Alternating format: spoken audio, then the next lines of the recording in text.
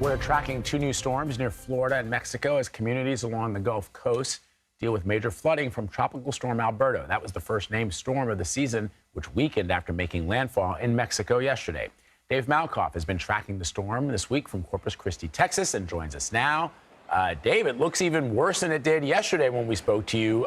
What's the state of the flooding there in Corpus Christi? Vlad, this looks like it would be a beautiful day at the beach here in North Beach in Corpus Christi, but I want to show you something. This is not the beach at all. We're going to zoom into what's right behind me, and you see these are parking meters. Right. Look at that. This is actually the parking lot where you would park your car. So you would park your car nowhere near the beach. This is how far the storm surge has pushed this water into here. And as we walk over here, you see this entire sandbar here, you guys? This has not been here 2 days ago. This was all pushed by the pushing power of the storm. That's what they call the storm surge. And this has pushed all this sand up here. But after you get to the edge of the sand, it's all water. And down there is hotels, and there were people stuck in those hotels for days. We saw them coming out of there with their suitcase in their hand and kind of like walking through the floodwater.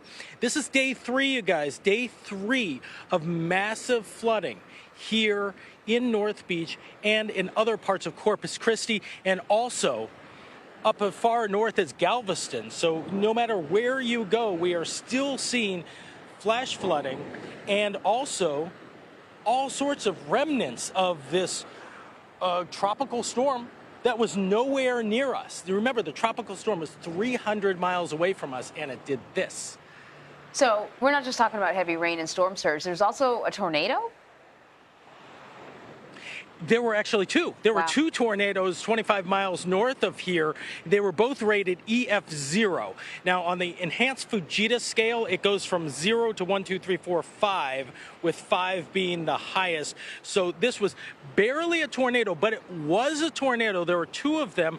They touched down. They did cause some damage. No injuries or deaths up there 25 miles north of us here on the inland part of the Corpus Christi area where we are.